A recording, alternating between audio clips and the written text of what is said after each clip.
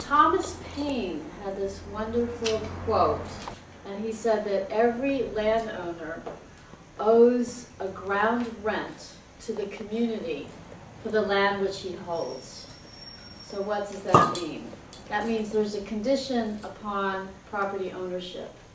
There's a conditional right. That right of ownership is not just an unconditional right, but we might say there certainly we would want to put in environmental use rights. A landowner would not have the right to wreck and ruin the land and pollute it so that it's affecting everybody else's community and neighborhood. So environmental use right. But also what happens as an economy grows and develops and more population, more people come. Think now what happens to the value of land, where, as Mike said, the population is increasing by 500,000 every year in California. What happens to the value of land when we provide public amenities, when we build schools and libraries and transportation and roads? Now, back in the 50s and so on, when there was maybe much more one single income families, so those single income families, only 25% of that paycheck for your housing. You could get a nice house and everything. You could pay off a mortgage in a reasonable amount of time. Now we have both parents working, and at 60%, when the women started working in numbers in the workforce, what happened to the price of housing? When you have more people, you'd think that the guys only would have to work half as much. But both people working, what did that do to land values? You have a sense of it? Land values? Well, if you were a landowner and you're only interested in profit, you don't have any social conscience, you're not trying to be nice, and now you see that this family is now making twice as much money as it did before, and the landlord is, you're renting it, you're tenants, and now you have twice as much income, 2 worker families. What might the landlord do? Going to raise the rent, do you think? And how far can they raise it? The market will bear. Yes, absolutely as much. And what is the market in terms of land and resources? I mean, what are we doing? Don't we treat land and resources like a market commodity? Buy it, sell it, speculate in it, profiteer in it, real estate investments, put your money in real estate. You want to make a killing on real estate? How are we treating the land? You cut it up, and you cut it up in pieces and then you sell it. So just think of that for a moment, that we're treating out the market has to do with supply and demand. What works so good about the market? You have a demand, it draws an increase in supply. Computers are a great example of the market working. We have more powerful computers, better computers, and cheaper computers every year, right? Isn't that the miracle of the market? But housing? Are we getting better housing? More housing, cheaper housing every year? No. So there's a really substantial difference between capital and land. The fixed asset of land, which has been treated like just any other market commodity under the neoliberal economic policy. The whole program and approach that they train in all the schools of academics, they only have 2 factors, capital and labor. Now, original science of political economy, there were 3 factors. There was labor, the human element, and land, which meant all the gifts of nature. That was the term the classical economics used to describe all that's given by nature. So labor, the human interacting with the earth elements, creates the capital. So it's 3 factors, land, labor, and capital. And when Henry George was trying to understand what's causing the rich-poor gap, he was seeing it in the older eastern cities of Philadelphia and New York. He saw it as a young man traveling to India, the great, great wealth of the few and the horrible poverty of the many. And then he saw this in an early form in the San Francisco Bay areas. And he was wondering, what is driving this? Why doesn't everybody attain wealth more equitably? What is the split, the rich-poor split? And he himself fell into poverty, and his family was starving. And he's told the story, he took a gun out into the street, and he was ready to rob and kill if he needed to get some money to get some food to feed his family. So here was a man driven by an urgent quest to understand the wealth gap, what is causing it. and then had, like, after some years, like a kind of a Moses on the mountain visionary, all my questions were answered in a flash. And he saw that the buying and selling and speculating and profiteering in land was the root cause of the wealth gap. David Ricardo was looking at, this is called as an economic law called the law of rent, that land values go up more rapidly than wages, and eventually everybody else is ground down. You can have a middle class thrive when there's access to land, push the native peoples off, but there was a lot of land access for a period of time where we were able to apply ourselves and grow a strong middle class, which is being crushed now rapidly. And you have this enormous concentration where the top 1% has $2 trillion more wealth than the bottom 90% of this now, right? Could you say it one more time? Economic law of rent is what? The law of rent, it's a very methodical way to kind of do the analysis, but essentially it's that under our form of economic structures, land values, i.e. the cost of housing and other basic needs, land values increase more rapidly than wages, than the return to wages. And this is Ricardo who pointed And this out? was David Ricardo. 1800s, right? Yes. He was roughly a little bit Adam Smith, a little bit after, yeah. And he was in despair because he saw the big landlords and the old landlords' interests and the aristocrats in Europe. They were just so powerful. He didn't see how it could be solved. But Henry George then independently discovered the same problem, but then he really was clear about the solution.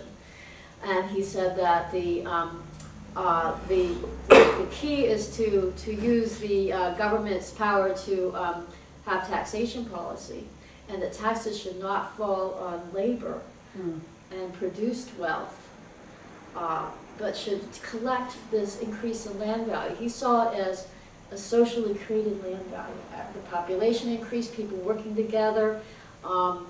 So it's a socially created value, or as such, a commons. Land value is a commons. And so he said, the proper role of government is to collect that common fund back for the common needs. He said, elegant, perfect, beautiful solution. It's a fund that keeps growing over time, but now it's being privatized. Socialize that fund, and we can have the benefits of the market and solve the wealth gap problem. Exactly, and therein the problem. The person who just happens to own it can be sleeping or living on the other side of the planet and grow rich overnight, day after day. This, if it's privatized, I mean, it's truly unearned income. The increase in land value is not earned by any individual. It's created socially by all of us. So if it's privatized by a few, they're living off unearned income. And that's an important clue here, that we want to say if it's unearned income, it's everybody's income. It's ours. So then we share this equally, equitably. For all of it. I mean, it can be a direct citizen dividend checks like they do with the Alaska Permanent Fund. It's such a huge amount. Land economists calculate unearned income at 1/3 of GDP. So 1/3 of GDP is being concentrated in the hands of a few, basically, through mechanisms not of labor or productive contributions, but privileges that we've allowed because we have not democratized, we've not brought an economic democracy to underpin the political democracy, because we brought the old land tenure system, really what was happening in Europe, and I think to really understand where we're at today, we have to understand, especially those of us with European background, this is real important. If you know anything about your heritage, you might think of how you came over here, Irish potato famine, my family were Hessians, they were serfs on rich landowners, dressed up like, trained in military arts and sold to the British. And then you had indentured servants, a lot of Europeans came over. We came out of horrible conditions, or we wouldn't have taken the risk to get over here, most of our ancestors. And that came after 500 years of enclosures. Prior to that time, there was common rights to land, to fishing, to the gardens, to the forests, to the lakes, to the wildlife. And then, well, actually, under the feudalism as a balance, the feudal lords, you only had to work 2 weeks out of the year, and the feudal lords were role was for protecting the land. And 2 weeks was all you needed to do so that the feudal lords could do the productive job. But the feudal lords gained more and more power, and then it launched the enclosures movement, thousands of acts that privatized the land for the few. And you had the periods when the villages were, like what happened in the Third World today. Villages were being burned, people were being pushed off the land and into the towns and cities, and the cash economy started growing. Before you didn't have much of a cash economy, and then you started cash economy, and then the cash economy through surviving by your wit and developing the trades and the arts and so on in the cities, people had then the cash, and then they were able to purchase land. So you have to question, how do we even begin? We take it so naturally that you buy land, that you would even think there's, but the buying land was, oh my God, I have a way now to get access. I can get a job, make cash, get cash, I can buy it. They'll actually give me a land title. So I think there's a deeper psychological layer of middle-class people, and this like home ownership is so important. Oh, I've got my little piece of land, and you know, look at working 40 years for their mortgage, both parents now working, and it's just grinding us down. I mean, look at my children, my son working 48 hours a week just to pay a little, you know, rent and so on. And we're falling back into slavery of the sorts. Yeah, statistically, I don't know what it is, but I bet you probably as often as having the house paid off after 40 years, it goes into either foreclosure or refinance, you know, probably half the time. So it's debt, you know? it's debt burdened again. So it's like you never really get out of it. You're just kind of leasing temporary hold on it, you know. That's right, and then somebody else buys it all over again. In pushing you off eventually, or your so we have to think children. in terms of what is our human rights besides the right to a job. What does that mean? Oh, please, I'm begging for a job. Like, we're all in competition for jobs, aren't we? And the resume is like, look, I'm better than you. I have better degrees and I have more experience. We're always torn into this competition with each other rather than what would be, in a fair economy, a natural cooperation with each other. So the right is that the new, what we call the next step for democracy is earth rights democracy. And we're saying, look at the big picture. Don't all have equal rights by birthright to the planet. Anybody would be against that? Equal rights to the planet? And the environmental movement looks at use of the environment, but never at our rights to the earth. So really, if we talk about a new land ethic, let's put it on 2 feet. The use issue, land use issue, and the land rights issue. And that's what we're putting together here with green tax policy. We want to do it both at once. The rights to a healthy earth. So here's a couple little earth rights amendment that could be adopted into municipal charters, state and national constitutions, that people have a right to the earth sustained in a healthy condition. Government shall enforce the liability of persons, corporate or real, who damage the carrying capacity of earth.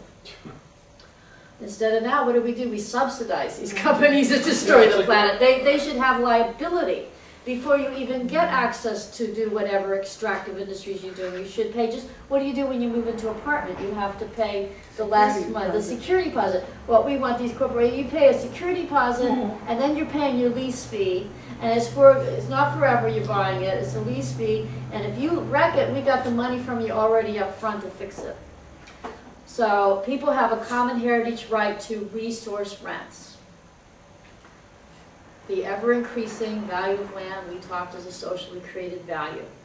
We all become the landlord, it's our earth, but if you want to use this piece or that piece, or you want to use better piece than somebody else, or more land than somebody else, you have more, so you then pay us for access.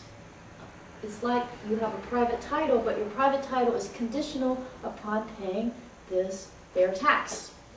Why would you even have a title if can you rent the land without title? Well, the title then simply becomes a right of use, and then government protects if you're paying the tax or the lease fee, however you want to call it. Title simply says that you have a right of use. You have a right to occupy that space. Of occupation. What you're doing. Yeah, and the reason that government then gives you that right and protects that right is because you're paying your lease fee, you're paying your land value tax.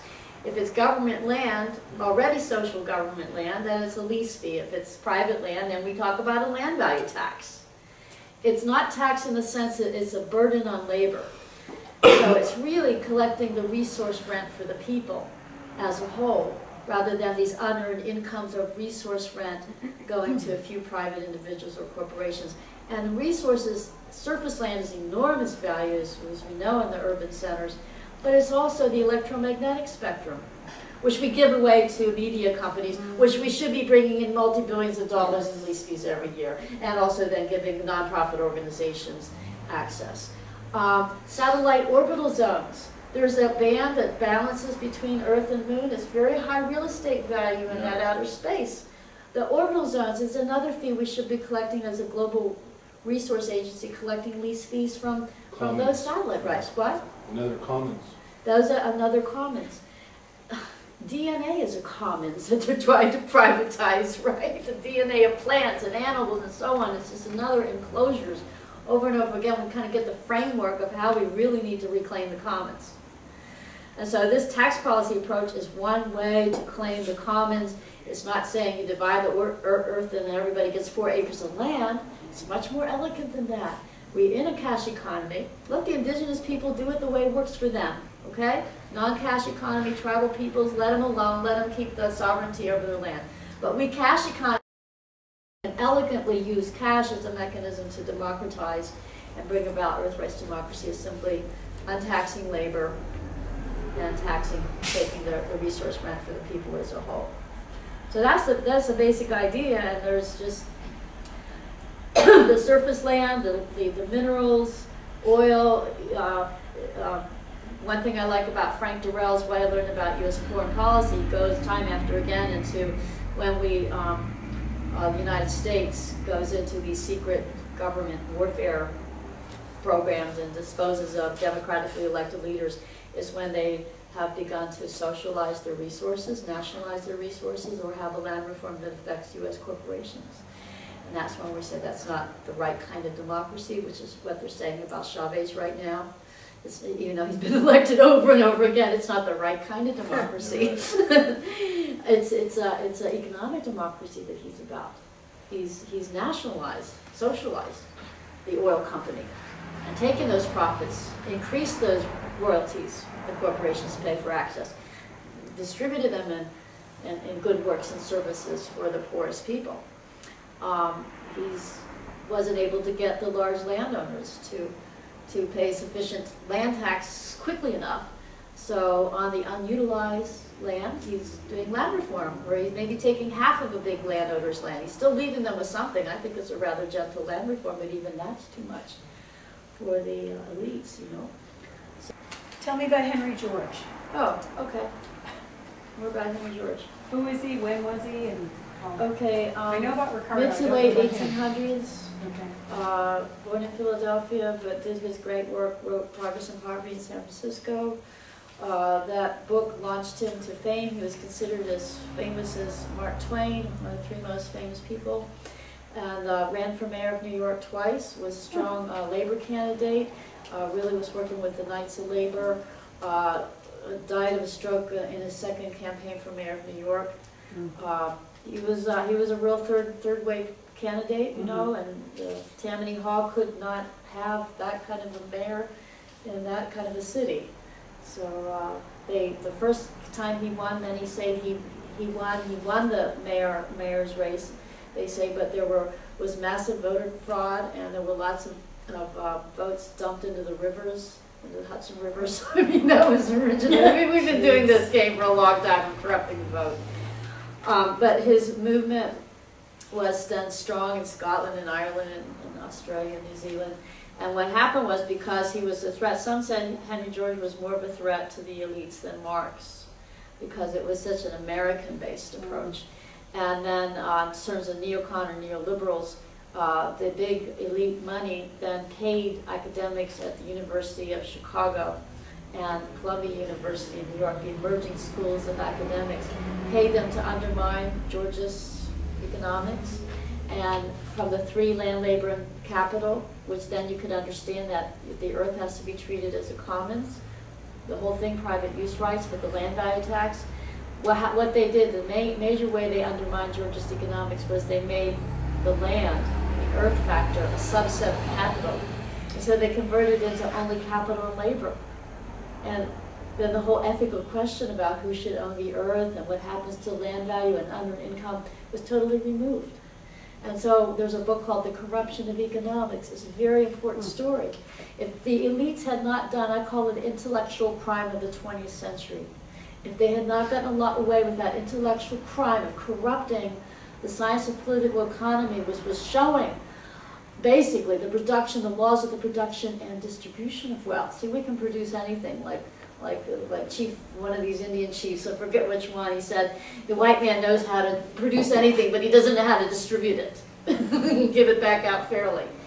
If we'd solved that wealth gap problem, we probably could avoid those world wars and all these horrible resource wars that have murdered millions and millions of people and now come to totally corrupt our own democracy by the concentration of wealth in the hands of a few. That starts with this original theft of land and grabbing of land for a few.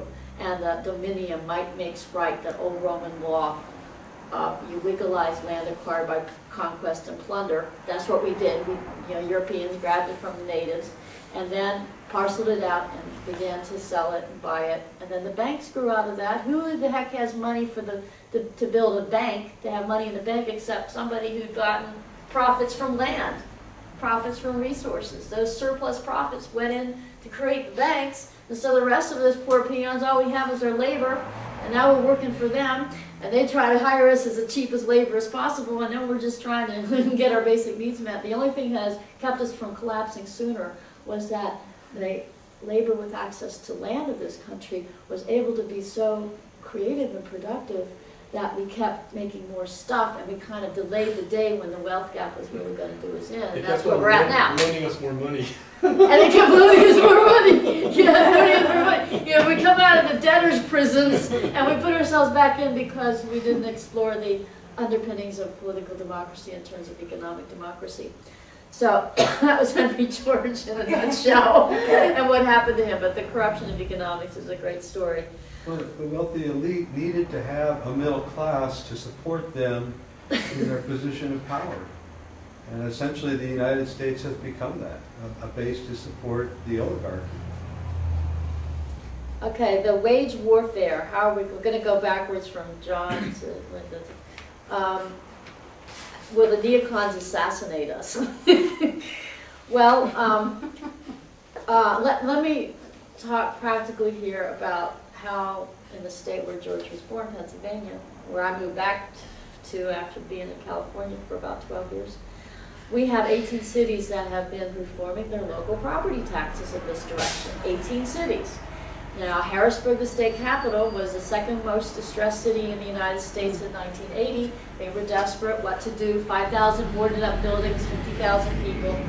They said, well, this makes sense what you Georgia's people were talking about. So, all right, the property tax, yeah, it's two taxes. One is a tax on our houses and our buildings. That doesn't give a very good incentive to put those, to take the boards off and fix them up. So let's untax the buildings and untax the house buildings.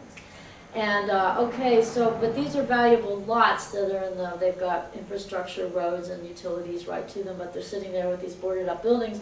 So you say if we put the tax on the land value, that'll be the carrot and the stick. The carrot's taking the tax off the building, the stick is putting it onto the land value.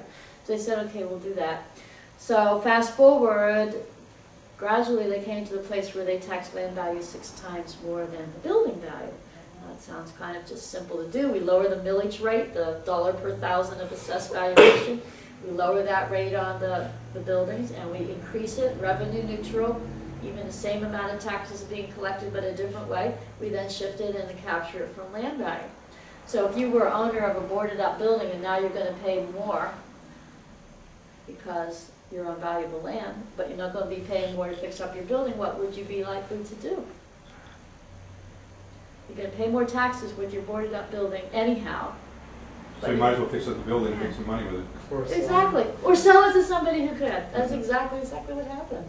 And now they have like only a couple of hundred boarded up buildings. The Harrisburg went from the second most, only East St. Louis was worse than Harrisburg, to one of the highest quality of life cities. It's won many, many awards. Really? You mean I could go there and buy a house? Yeah, you will find more compared to here, you better believe it. Yeah. So it did start turning around. It was, and Mayor Reed, he's been mayor a long time, very popular mayor. He will write to any mayor anywhere in the world and say how this has been a key policy for the restoration renewal of Harrisburg. Mhm. Now, this is just a very small step. It's not, our whole picture would be federal income tax, the regressive payroll tax. We would shift off of those, and sales taxes are regressive and so on. But even a small step in this direction, we have real positive benefits. Now, Allentown, our third largest city in the state, they were also depressed and had these same kind of problems. You know, the flee from the city, go out where you can get your house lot, and there's crime growing in the city, so And they you were leave. manufacturing-based cities, right? Allentown. I mean, both those, Harrisburg and Allentown. Harrisburg was, What was the state capital? as the state capital, it has all the, because it was well located on the Yeah. river, but also I central. mean, I grew up in Chicago, I moved to New York, so the Rust Belt, it was called, in the late 70s. Yeah, was suffering from the Rust Belt. And then Allentown and Bethlehem were these old steel cities in Pittsburgh Right. and so on, Right. that were Steel really cities, yeah. getting depressed. So the people of Allentown voted in this policy, they put in a home rule charter. And they said that all of their taxes would be frozen or eliminated, and the only tax increase could be in a land value tax. They voted this in with their charter. Now, there was some wealthy landowners that had a substantial amount of land in downtown Allentown that was only used 2 weeks out of the year for fairgrounds. So here you got this very underutilized big, but they made a lot of profits on their fair a couple weeks out of the year. They didn't like this at all. And who else doesn't like this policy? It's parking lot owners, single level parking lots. You've got a little shack that you collect your money, and it's just a big land speculation scheme. They're just going to keep their little parking lots, and then they'll cash in at some point. So they don't like it, and car dealerships don't like it. Those are the main ones against this. And that's all good for Greens because we want public transportation anyhow. We'd like to have less. So it's great that it's a car-related industries that pay more. Yeah, we should just declare all those things illegal and take them. But under this, it would, limited domain. Limited domain, we may have to. We have the power to do it. Parking and fairgrounds? Oh, yes, We don't have fairgrounds in Santa Monica, we do have car dealerships and parking. and so they didn't like it, so they ran a big media campaign, and they had lots of television and radio ads, and then they called for a revote. They wanted to just vote this whole thing out of this land value tax. They had airplanes with banners flying behind, vote no on this this next vote. The people voted it in again. And so now the story is that this turnaround effect that Harrisburg experienced and our other cities that are doing this started turning around Allentown. So you start having a local regeneration of the city where we want to have a healthy economy. We don't want that donut pattern where there's a rot in the center and the sprawl. So we want good infill development, good well utilization of already zoned land that's zoned and ready for human use. And they compared Allentown's turnaround with Bethlehem, which is similar and not far away. We always can try to compare the city to a city that's not doing this in Pennsylvania. Bethlehem, another old steel city, was getting more federal funds for urban renewal than Allentown was doing, but Bethlehem did not do the land value tax, and Bethlehem did not experience nearly the turnaround of the increase in building permits that Allentown did. So we know over and over again, our movement knows how to do this. We know how to look at the assessments, make sure there's land assessments that are fair. So we can vote in economic democracy. We can vote in forms of taxation policy that work for we the people. If we don't have corrupted voting machines, we can figure that one. Were these Greens in Harristown? No, these were Georges. Harrisburg and Allentown? These were Georges that spawned out of Henry George's movement, Okay. and were able to get legislation in Pennsylvania to allow first well, Philadelphia always could, that we had the 2 second-class cities, and that was from like 1915. And then in the 1950s, we got enabling legislation for all the third-class cities. And then yours truly it took 5 years to get this bill passed for the 1,000 boroughs, the smaller towns of Pennsylvania, to have the option. So it's not a mandatory. It was easy to pass. It still took 5 years. But it's simply that the local governments can decide to do this. Mm-hmm. And in some cases, like Allentown, it's people themselves voted for it. There must have been political leadership. There's always just, In those you just need a mayor who gets it, Uh-huh. strong mayor, or you need a couple of council members, and that those council members outweigh the council members that are land speculators and real estate interests. Land speculation, would you all agree, is where a lot of people invest? And if you're not getting so much in your capital or stocks and bond portfolio, that a well-diversified portfolio, then you're going to concentrate, if land values are going up, you're going to concentrate on the real estate side of the investment game. But if land values start tapering just a little bit, then you go back into stocks and bonds. I mean, so Well, no money in real estate investment, no speculation. Nobody's profiteering in land anymore. That real estate speculative bubble, first the bubble collapses. The more you tax the land value, the more that bubble collapses. And then it just becomes like a use right. There's always going to be, there's a lot of land that's poorly utilized or underutilized, even in the urban center. So now, when you produce more of any objects, they get cheaper. When you have landlords letting go of land, like happened in Harrisburg, selling it off, you got more for sale, that lowers the price. All of a sudden, we can afford to buy land. And another reason you can afford to buy land is because this whole thing is about untaxing labor. So now you don't have your labor, you're increasing your purchasing capacity. So you're keeping land affordable, They're gonna have to keep working to pay the taxes. oh, much less than you would now. And out a little bit further, that you just work me, if you want to get the more prime sites, you're going to have to, contribute a fair lease fee back to everybody else, a fair tax if you want a prime site. If you want to go a little further out of town where the land is, there's hardly any tax at all once you get out under this system, then you can homestead out there. Virtually no tax at all. Land values, there's land valuescape maps that show land value in a GIS, geographic indicator maps. A huge bubble of high land values in the urban center, and then it rapidly drops off as you go. That's why people commute the distances they do now to try to get cheap housing, because the land is cheaper out there. You know what that term means? Leapfrog development, where you're leaping over lands that aren't well utilized. And so you're having to then public expense, extend the infrastructure, extend the electrical lines, extend the sewage and plumbing, further and further out, when there's all this land closer into the city center that's not being utilized. And from the perspective of municipal government, it was so difficult here in Santa Monica to use public funds in order to buy land for affordable housing or acquire more parkland.